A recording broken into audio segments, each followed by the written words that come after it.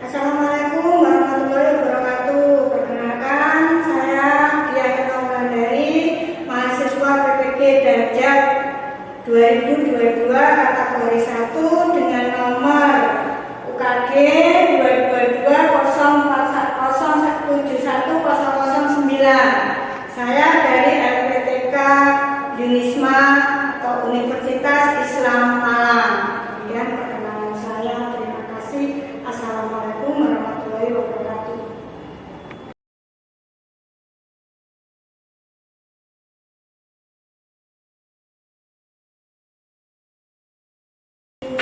Waalaikumsalam. Selamat pagi. Pagi, Bu. Sudah pulang? Belum. Sudah dulu? Ya. Ketua kelas, pimpin doa. Al-Fatihah. A'udzubillahi minasyaitonir rajim. Bismillahirrahmanirrahim. Alhamdulillahi rabbil alamin.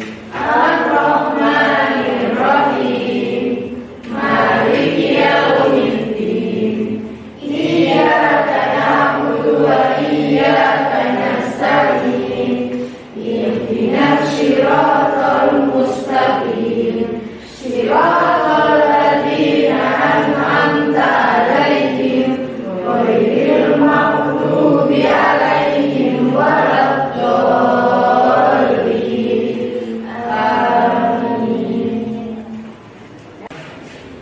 Untuk pertemuan hari ini, kemarin kita sudah mempelajari tentang teks anekdot. Nah, untuk hari ini kita belajar tentang teks hikayat. Nah, sebelum kita memulai pelajaran, saya ingin bertanya, kalian sudah mengenal cerpen? Sudah. Apa itu cerpen? Cerita pendek. Cerita pendek. Cerita yang sambil duduk selesai. Nah, selain cerpen, kalian mengenal novel? Ya. Mengenal? Ya. Antara cerpen dengan novel lebih pendek mana? Cerpen. Cerpen sudah, novel sudah. Kalian sudah juga mengenal tentang cerita rakyat? Ya. Apa itu cerita rakyat? Contoh cerita rakyat. Apa sih? Malin Kundang. Si Surabaya. Bawang putih, bawang merah. Timun Mas. Ya. Timun Mas. Ya. Nah, sekarang kita mulai buka LKS-nya halaman 20. Ya.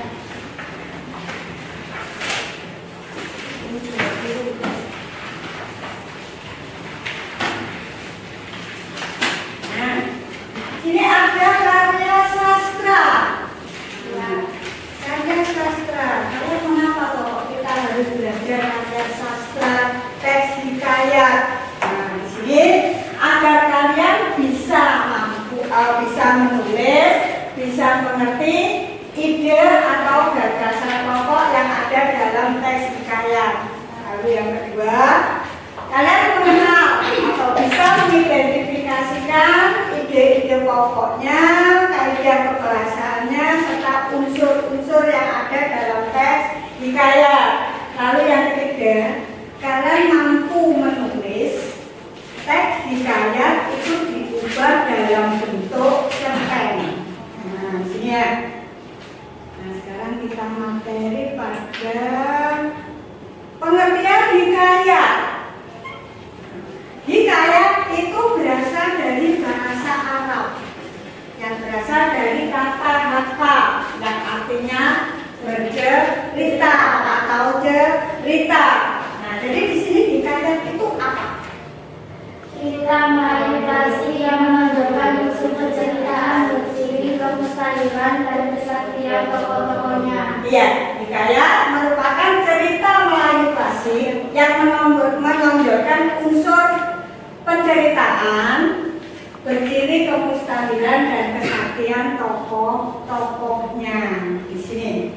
Nah, ini yang pengertian hikayat. Lalu di dalam hikayat, nah, kita bisa mengidentifikasikan karakter hikayat. Karakter hikayat namanya cerita hikayat, cerita rakyat, cerita masa lalu, ya kan? Nah, ini ada lima karakter. Dan pertama itu terdapat kemustahilan dalam cerita.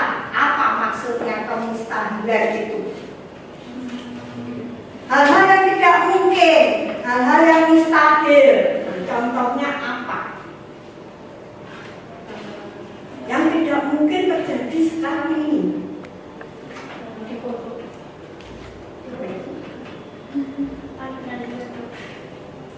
Orang bisa menembus tembok misalkan. Nah, contoh yang lain. Orang yang bisa menghilang. Peter Pan. Bukan cerita rakyat. Nah, misalkan cerita rakyat bayi yang lahir dari dari timun boleh, atau bayi yang lahir dari gendang telinga. Nah, ini yang bersifat kemustahilan.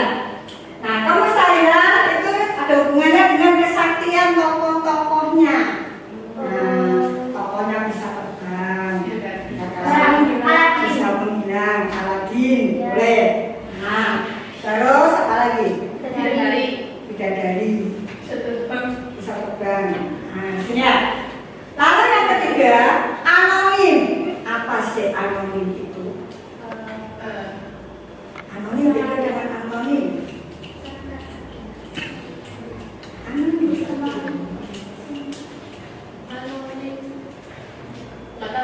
Anonim cerita rakyat. Sampai dikenal cerita rakyat itu siapa?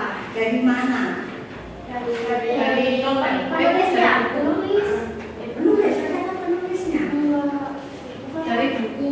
Dari buku. Nah, di buku itu ada penganannya tidak? Ada. Ada kan? Iya. Itu orang. Tidak orang pasti.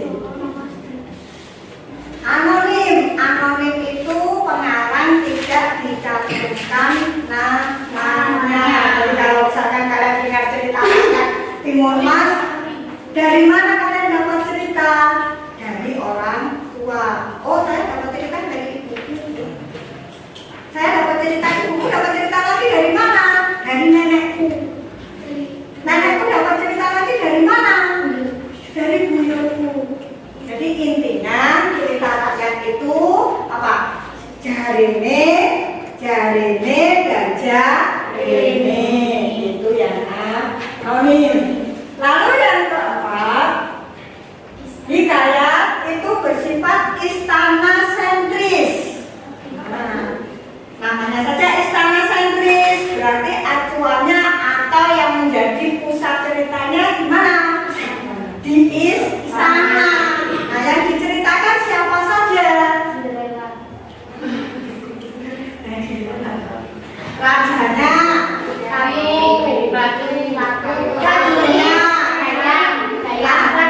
prajuritnya, dayang-dayangnya, pokoknya yang ada di lingkungan istana. Lalu yang kelima, menggunakan alur berbingkai. Kalau kalian kemarin itu mengenal alur apa? Deduktif, induktif, dan campuran. Tapi untuk hikayat itu kita menggunakan alur berbingkai. Jadi di dalam cerita itu sudah ada alurnya lagi. Di sini. Misalkan paragraf 1 itu atau dalam cerita itu ada alur maju misalkan. Nah, di dalam paragraf itu ada alurnya lagi. Nah, ya, mungkin alur mundur, atau alur maju, ataukah alur campur lagi. Lalu di paragraf yang kedua ada alurnya lagi, seperti itu. Itu yang menggunakan alur berbingkai. Sampai di sini ada masalah? Tidak. Lanjut ya. Nah, terus sekarang kaidah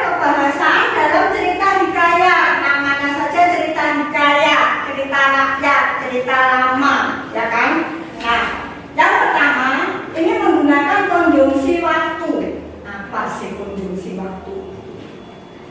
Menurut kata pembukunya mengatakan dalam sebuah kejadian berdasarkan waktu terjadinya dari sebelum saat kejadian maupun setelah kejadian. Iya, kata yang menghubungkan satu peristiwa dari kejadian yang satu berdasarkan urutan waktunya. Nah, di sini.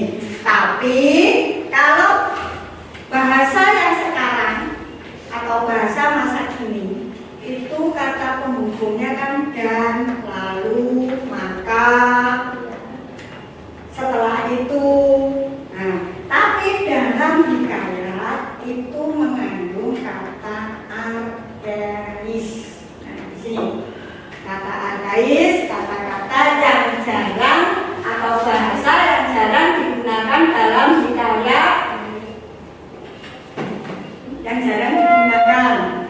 Nah, untuk komunikasi kita sehari-hari atau komunikasi masa kini. Kalau misalkan kalian saya ajak cerita dengan menggunakan kata arkais, belum yakin sampai tidak paham. Jangankan sampean, belum maupun juga tidak paham di sini. Nah, ini contoh-contoh kata arkaisnya. Kata arkaisnya Alkisah itu kata populernya pada. Kata arkaisnya sebenarnya itu ya artinya awalnya. Lalu adian itu artinya kemudian. Terus kalayan itu setelah itu. Lalu syadan, kemudian hatta itu lalu maka itu kemudian. Ini salah satu contoh kata-kata arkaisnya. Nah, di sini. Nih. Kata-kata arkais bermula, akhirnya mula-mula atau pada mulanya. Terus nih hatta. Hatta kisah seorang Abu Nawas misalkan. Gitu ya. Nah, terus tiung artinya burung. Nah, tiung. Jangan tiung. Nanti kalau tiung, burung seperti itu ya. Nah, lalu bayan. Bayan itu sama, tapi burung. Sama. Terus apatah itu menanyakan sesuatu apakah. Nah, lalu apa itu? Lalaikan. Menyebabkan apa? Menyebabkan lalai, menyebabkan apa di situ. Berjaya artinya berhasil. Raja berjaya membunuh musuhnya. Tapi kalau kalian mengatakan saya berjasa menaklukkan Adi misalkan, dengan dengannya. Nah, sampai di sini ada masalah? Nah, di sini contohnya, contoh kalimatnya. Tak seberapa lama setelah ia berdoa kepada Tuhan, maka saudagar Mubarak pun beranaklah. Istrinya seorang anak laki-laki yang diberi nama Kojan Maimun.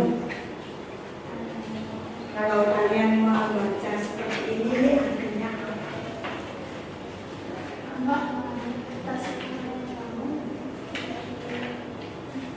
tak berapa lama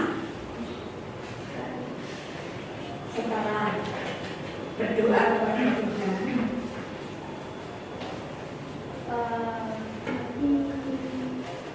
maka tadi kemudian kan kemudian saudara Mubarak pun itu beranaklah istrinya. Maksudnya apa di sini? istrinya beranak. Istrinya beranak, benar. Iya, istrinya beranak atau melahirkan seorang anak laki-laki yang diberi nama Kojan Maimun. Nah, nih.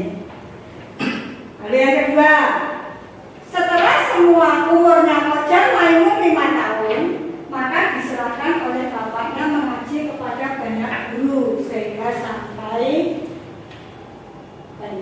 umur Kocar Maimun 15 tahun. Kalau kalian kalau membaca seperti ini, saya yakin 2 hari 2 malam bingung, Ya. ya kan? Hatta beberapa lamanya Kocar Maimun Kristi itu ia membeli seekor burung bayan jantan. Maksudnya kemudian Kocar Maimun Memberi ayam. kemudian Seekor kakak tua. istri. Kocar Maimun memiliki istri dan membeli seekor burung bayan jantan. Kakak tua membeli burung bayan. Nah seperti itu ya contoh-contohnya. Ada masalah sampai di sini? Ya. Nah itu yang kedua. Lalu yang ketiga kita menggunakan majas. Majas itu apa? Ada hiperbola, ada personifikasi, ada metafora, simile, antonomasia, personifikasi. Nah, itu majas. Majas itu apa? Kalau kalian di kelas 9, majas itu apa? Gaya bahasa. Sini. Nah, gunanya majas itu untuk apa? Fungsinya majas itu untuk apa? Penyampaian cerita. Ya, untuk memperindah penyampaian cerita. Jadi kalau kalian membuat novel, membuat cerpen pasti menggunakan majas. Sini. Yang digunakan dalam majas teks hikayat itu antara lain antonomasia, personifikasi, simile, metafora, dan hiperbola. Nah, di sini saya rasa tidak perlu dijelaskan lagi ya kelebihannya. Nah, di sini contohnya dari sini. Majas hiperbola, majas yang melebih-lebihkan sesuatu. Ia dipinangkan dengan anak saudara yang kaya, amat elok parasnya, namanya Bibi Zainab. Yang mana hiperbolanya? Sangat elok. Amat elok parasnya. Amat elok parasnya itu apa? Cantik. Sangat cantik. Sangat cantik wajahnya. Sini ya. Nah, lalu yang kedua ada majas perbandingan, membandingkan.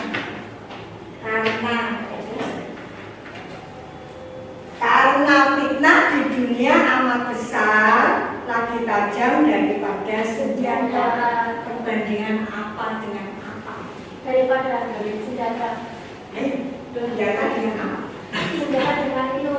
Dengan fitnah, dengan mulutnya orang, ya kan? Nah, mulutnya orang di dunia ini sangat besar, lagi tajam. Terus yang ketiga majas retoris. Majas yang tidak memerlukan jawaban. Pertanyaan yang tidak memerlukan jawaban. Contohnya apa? Apakah yang dicari oleh segala manusia di dunia ini? Kan kita tidak perlu jawab. Sama kalau kalian misalkan di jalan ada anak yang naik motor berlima, nah kalian kan pasti ditumpuk mesti tidur. Apakah anak itu nanti akan jatuh?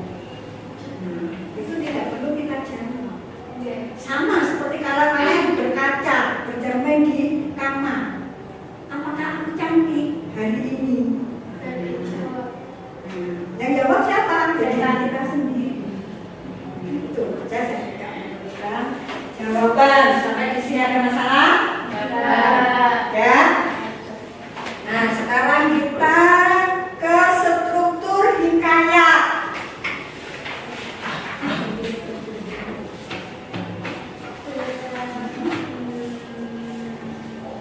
Struktur hikayat itu mirip dengan strukturnya cerpen. Nah, di sini struktur hikayat ada 6 dulu. Ada abstraksi, orientasi,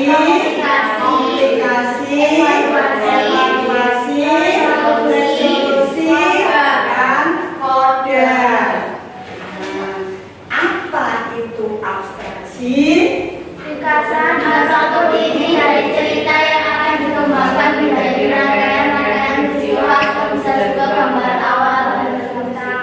Ya, rangkaian atau inti dari cerita yang akan dikembangkan, atau kata kuncinya orientasi itu pendahuluan atau pembukaan. Abstraksi ya, bukan orientasi ya. Ya. Lalu yang kedua orientasi. Nah, sama orientasi, cuma ini berkaitan dengan waktu, suasana, tempat, yang berkaitan dengan hikayat tersebut. Jadi ada 5W1H. Apa itu 5W1H?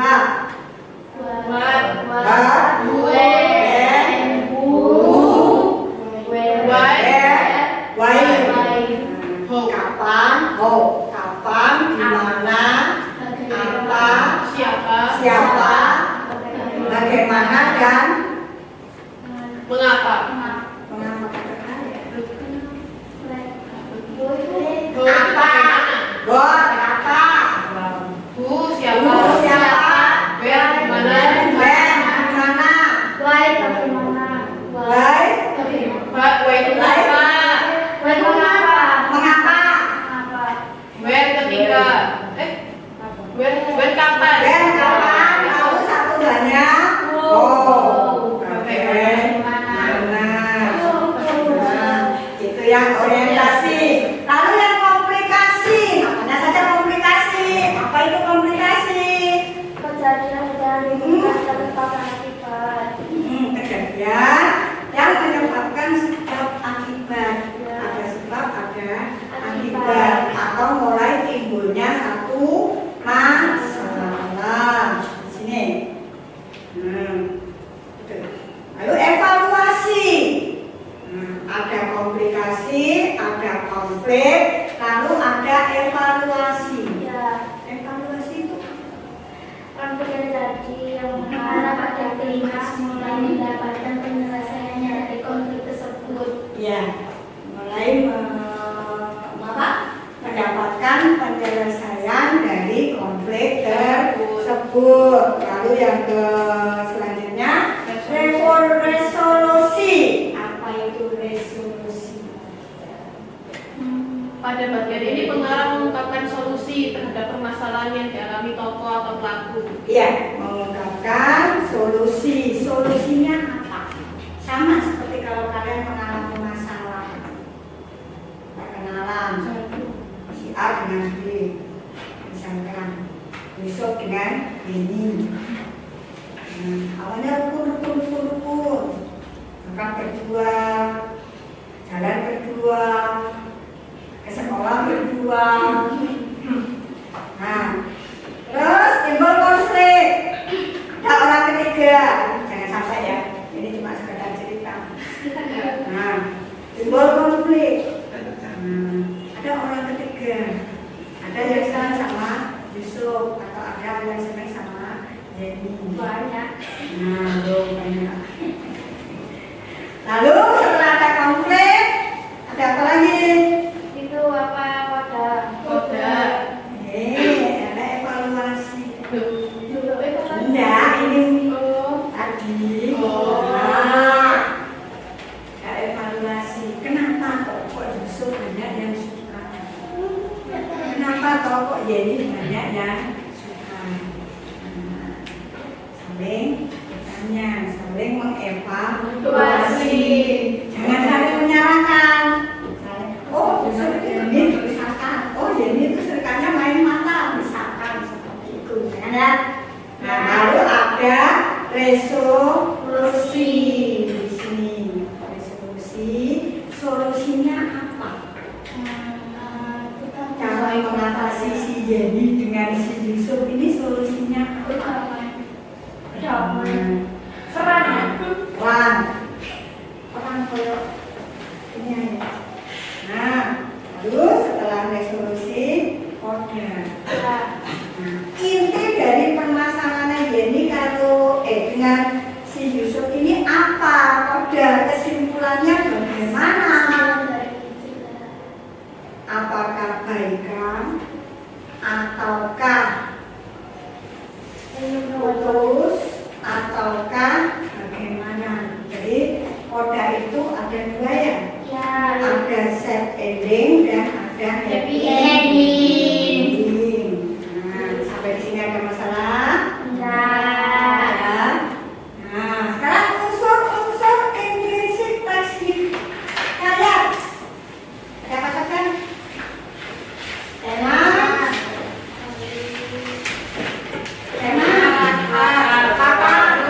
alur, penokohan,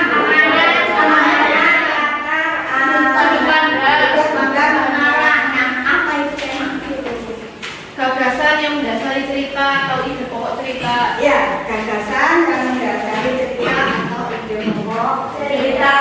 Alur, rangkaian,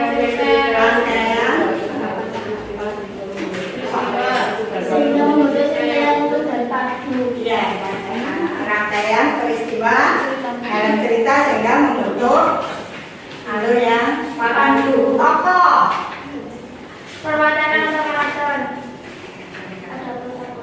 Ada protagonis. ada protagonis, Antagonis, antagonis dan antagonis.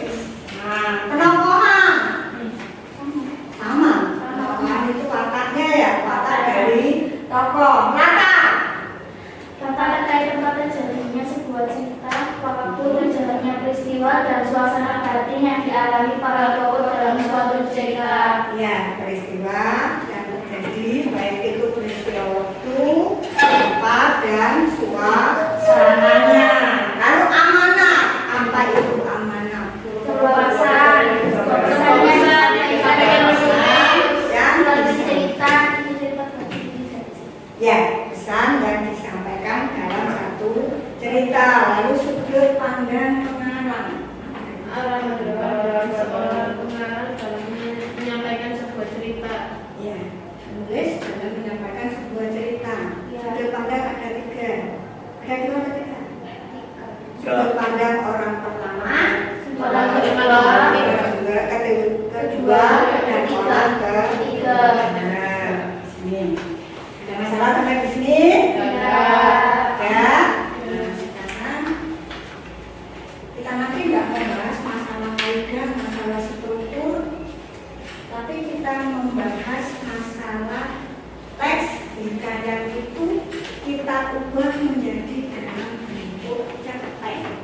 Nah, caranya bagaimana? Sebelum kita mengubahnya itu caranya bagaimana? Yang pertama itu baca. Kalau kita tidak membaca, kita tidak akan paham, ya kan? Lalu kalian catat gagasan-gagasan pokoknya. Gagasan-gagasan pokoknya itu apa saja? Nah, paragraf 1, paragraf 2, paragraf 3, lalu kita gabungkan. Lalu yang ketiga menulis rangkaian tadi gagasan utamanya. Nah, terus yang keempat, karena cerita hikayat itu mengandung bahasa arkais, itu bahasa itu harus kita ubah dulu. Misalkan Alisa itu kita ubah menjadi pada ya. Nah, lalu kalau misalkan dalam teks hikayat itu ada dialognya atau ada monolog dari tokoh, itu kita tidak perlu menuliskan kembali, tidak perlu kita tuliskan. Lalu yang keenam, dibuat apa itu? Dibuat tidak boleh menyimpang dari isi cerita serta nilai-nilainya. Nah, ini yang harus kalian perhatikan nanti. Nah, paham sampai di sini? Paham? Insya Allah. Nah, ini berarti yang pertama, lalu yang kedua kita ceritakan setelah kita melalui tahap-tahap yang tadi. Nah, ini lagi harus diperhatikan, mengubah alur cerita. Yang tadinya cerita hikayat itu alur ceritanya alur berbeda. Nah, itu kita ubah alur tunggal, bukan mundur, alur tunggal dulu. Nah, lalu yang kedua, mengubah kata-kata arkais yang kalian jumpai tadi. Dalam bentuk kata umum atau kata yang populer, ya. Menggunakan gaya bahasa yang sesuai. Menggunakan gaya bahasa yang sesuai. Misalkan dibilang amat elok parasnya. Nah, gaya bahasa yang sesuai itu apa? Sangat cantik. Nah, kita ubah menjadi sangat cantik wajahnya. Lalu kita perhatikan atau kita pertahankan nilai-nilai yang ada dalam hikayat. Nilai-nilai yang ada dalam hikayat itu apa? Ada nilai budaya, ada nilai moral, ada nilai sosial, ada nilai pendidikan, terus ada nilai apa lagi?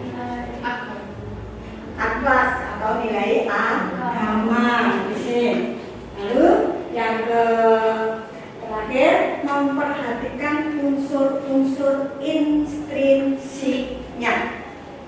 Memperhatikan unsur-unsur intrinsiknya dalam hikayat. Sampai di sini ada masalah? Ya. Nah, ini. Untuk mempermudah, bisa-bisa nggak ada masalah nih.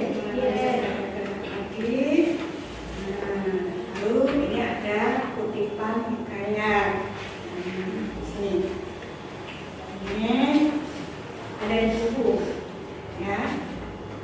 Nah, ini cara kita bentuknya teks hikayat dalam bentuk cerpennya. Ya. Terus, nah ini. Nah sekarang ada masalah tidak? Kalau tidak ada masalah, kita buat kelompok sendiri atau berhadapan. Lalu di situ ada tugasnya. Tentukan dan susun gagasan pokok cerita hikayat sastra Panji. Lalu yang kedua, buatlah sebuah teks cerita pendek berdasarkan gagasan pokok yang kalian temukan. Ya, silakan membentuk kelompok.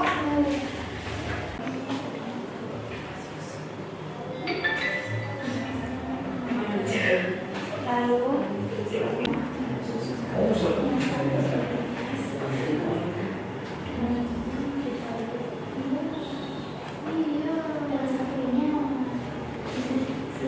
bukan kayak komik. Nah, jatuh itu kan yang paling kasar. Dan hasilnya yang justru yang berikan wastu itu yang malah lebih berikannya lebih dan dibalut dengan kain juga kain dan satunya boneka dan juga dibalut dengan kain sutra. Kita yang dibaca. inti ceritanya apa? Tentang apa? Yang tadi Itu sastra Panji. Sastra Panji, Dewi, tentang si pahlawan, Isa, Pahlawanan. Isa kepahlawan dan kisah cinta. Cinta. Bisa cinta dan bisa kepahlawanan. Lanjut, sudah selesai membuat cerita pendeknya? Sudah, coba katakan sekalian. Hikayat sastra Panji. Ada Dino Petapati dan kerajaan Segar dibuka oleh Galuh dan Dewi Rama. Dewi Sekataji dari kerajaan Galuh yang tak lain punya Raja Dino Petapati dari kerajaan Segar. Namun diusuli Dewi Sekataji Padukan Ibu yang telah membunuh ibu kandung Dewi Galuh yang menutupi perkataan tersebut karena dia ingin Raja Dino Petapati dijodohkan dengan anaknya bernama Galuh. Suatu saat Dino Petapati menginginkan dua boneka yang ada rumah dan dua boneka yang baju dan satu lagi boneka dari bambu yang dibuat boneka juga. Sesampainya boneka itu, Raja memilih boneka kepala kita sementara Dewi Sekataji memilih salah satunya. Kecewa baru Arjun setelah mengetahui boneka diri. Ini kita sebagus ini dari sekretaris. Ya. Ya. Lanjut. Tolong. Ini bukanmu dari Galuh tak menyetujui perjodohan tersebut karena dia ingin Raden Inu Kertapati dijodohkan dengan anaknya yang bernama Galuh Ajeng. Suatu saat Raden Inu Kertapati mengirimkan 2 boneka, yang satu dari emas dan dibalut dengan kain baju dan satu lagi dari perunggu yang dibalut dengan kain sutra. Di sampingnya boneka itu, Galuh Ajeng memilih boneka berbalut sutra, sementara Dewi Sekartaji memilih boneka satunya. Kecewalah Galuh Ajeng setelah mengetahui boneka yang dimilikinya tak sebagus milik Dewi Sekartaji. Ya. Kelompok 3 sudah selesai? Ya. Sudah? Nah. Apa? Ya, paham semua? Nah, jadi dari sini kita bisa menyimpulkan kalau cerita Panji itu menceritakan tentang Raden Inu Kertapati yang dijodohkan dengan Galuh Candrakirana. Nah, tetapi ada saudaranya Galuh Candrakirana yang bernama Galuh Ajeng iri, dia menginginkan Inu Kertapati juga, atau siapa tadi? Panji Sembilan ya? Nah, dari situ Inu Kertapati atau Panji Sembilan, nah itu memberikan 2 buah boneka, tapi dalam bungkus yang berbeda. Yang satu boneka perunggu, tapi dibungkus dengan menggunakan kain sutra, dan yang satunya lagi boneka apa? Dari emas dan dibalut atau dibungkus dengan kain baju. Ternyata dari kedua putri itu yang serakat yang mana? Galuh Ajeng. Dia memilih boneka yang dibungkus kain sutra karena dia beranggapan apa? Dari kain sutra berarti bonekanya lebih bagus. Ternyata bonekanya lebih bagus mana? Yang dibungkus kain baju. Di sini ya. Jadi di sini cerita Hidayah, cerita Panji menceritakan tentang kepahlawanan dan bisa kita Itu apa? Raden Inu Kertapati dengan Dewi Sekartaji atau Galuh Candrakirana. Sampai di sini ada masalah? Ya, kalau tidak ada masalah saya tutup. Tapi sebelumnya kalian bisa memahami ya bagaimana kita menuliskan cerita hikayat dalam bentuk cerpen. Nah, jadi cara-caranya bagaimana, langkah-langkahnya bagaimana, sudah paham semua ya? Lalu nilai-nilai yang ada dalam cerita Panji, nilai moral, nilai budaya, nilai agama, nilai sosial, dan nilai pendidikan. Ya, karena sudah selesai dan sudah bel, kita akhiri sampai sekian. Ketemu besok hari apa? Senin ya?